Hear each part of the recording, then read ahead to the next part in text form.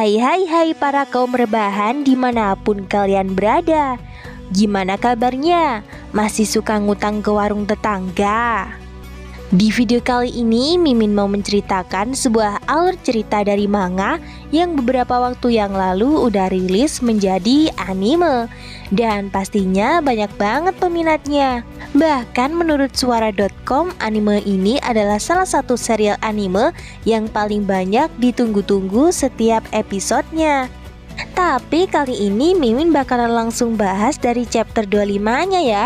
Soalnya chapter sebelumnya kalian pasti udah pada lihat di serial animenya. Oke, kalau gitu yuk kita langsung aja masuk ke ceritanya guys.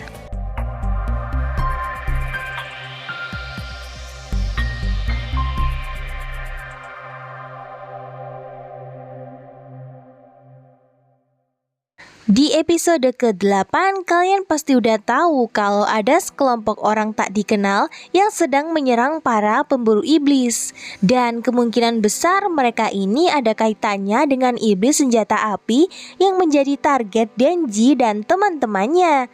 Nah, di sini terlihat kalau Aki sedang bertarung dengan seorang iblis yang mirip dengan Denji, namun ia menggunakan pedang.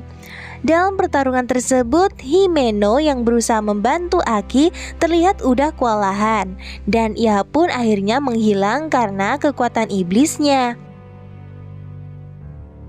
Aki pun nampak terpukul dengan kejadian tersebut. Iblis pedang pun berkata kalau Devilman itu melarikan diri.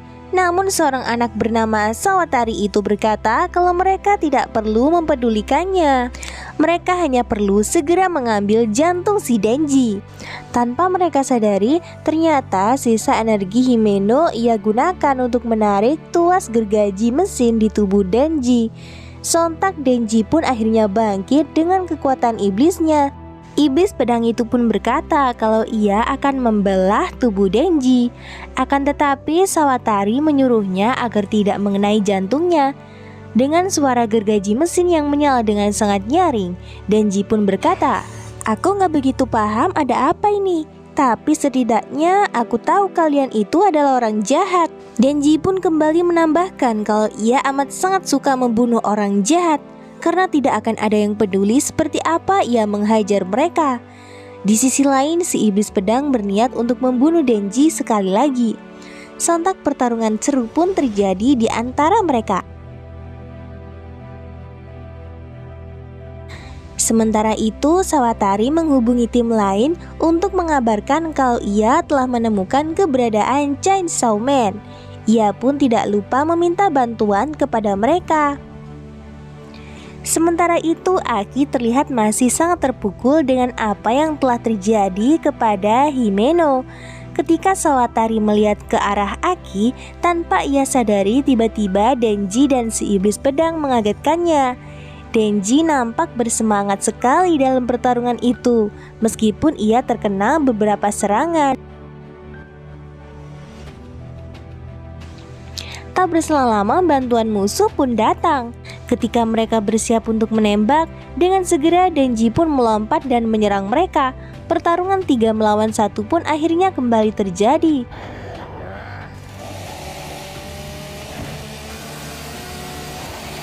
Rekan dari si iblis pedang itu melepaskan beberapa tembakan ke arah Denji. Alhasil Denji pun menjadi sangat marah. Ia pun bergerak ke arah orang itu untuk menghajarnya. Di sana Denji bertanya, apakah preman payah itu adalah rekan dari si iblis pedang? Kalau iya, lalu memang kenapa? Tanggap si iblis pedang. Denji pun mengancam akan mencincang wajah preman payah itu jika iblis pedang bergerak sedikit saja. Namun iblis itu ternyata malah bergerak dengan sangat cepat hingga tidak disadari oleh Denji. Karena serangan cepat tersebut, tubuh Denji tiba-tiba terbelah menjadi 2. Dan Denji pun akhirnya tak sadarkan diri.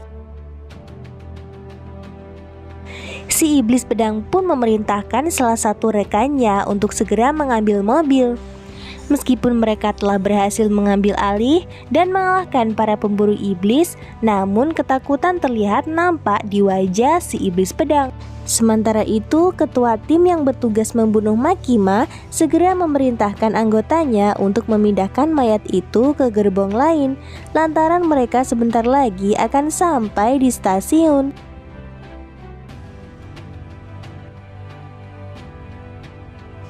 Namun terlihat beberapa penumpang nampak ketakutan setelah melihat insiden tersebut.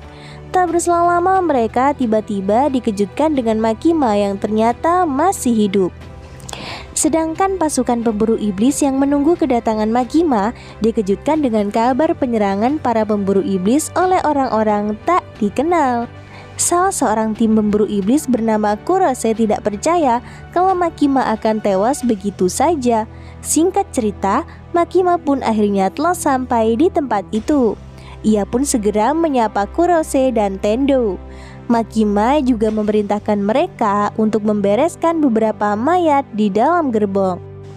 Mereka berdua pun terlihat sangat khawatir kalau Makima juga tertembak setelah melihat banyak sekali bercak darah di bajunya. Akan tetapi Makima berkata kalau ia tidak tertembak dan itu hanyalah percikan darah biasa. Sedangkan di dalam gerbong terlihat para tim yang memburu Makima nampak tewas secara mengenaskan. Singkat aja, Kurose pun kembali bertanya apakah mereka harus segera kembali ke Tokyo secepatnya. Namun Makima menyadari kalau pergi sekarang mereka juga tidak mungkin bisa tepat waktu. Makima juga merasa kalau musuh mereka ini sedang mengincar Denji. Karena itu mereka harus mengatasinya dari sini. Karena itu Makima kemudian meminta Tendo untuk mencarikannya kuil terdekat. Sedangkan Kurose ia diperintahkan untuk meminjam 30 kriminal yang dihukum seumur hidup dari Menteri Keadilan. Selain itu, Makima juga meminta salah satu dari mereka agar membelikan pakaian bersih untuknya. Sementara itu di Tokyo, tim pembunuh sedang berusaha mengangkat tubuh Denji yang sangat berat. Si iblis pedang pun berkata kalau ia tidak bisa bertarung untuk sementara waktu. Seorang preman yang sedang berusaha mengangkat tubuh Denji itu pun meminta bantuan dari salah satu rekannya. Namun saat rekannya itu ingin menolong, ia tiba-tiba mendengar dan merasakan sesuatu. Sontak tubuh preman itu tiba-tiba meledak di depan semua orang.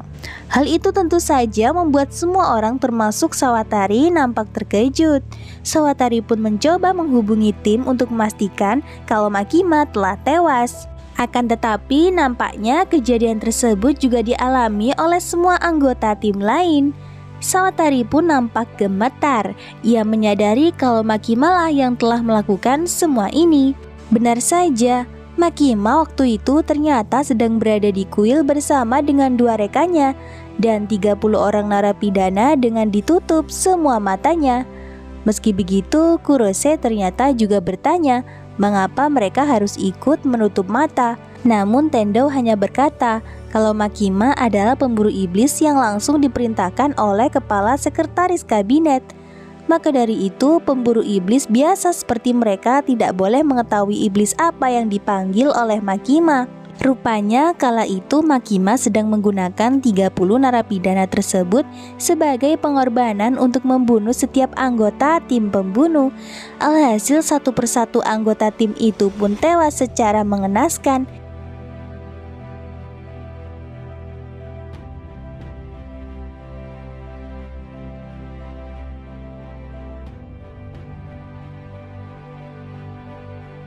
Singkat cerita, Makima pun akhirnya telah berhasil membereskan mereka semua. Karena itu, ia pun mempersilahkan Kurose dan Tendo untuk membuka penutup mata mereka. Makima lalu berkata kalau ia akan kembali ke Tokyo setelah melakukan semua yang ia bisa di tempat itu. Apakah sebenarnya kekuatan iblis yang digunakan oleh Makima? Dan akankah Denji berhasil diselamatkan? Kita akan mengetahui di video pembahasan alur cerita Chainsaw Man part selanjutnya. Jadi jangan lupa subscribe untuk notifikasi berikutnya ya.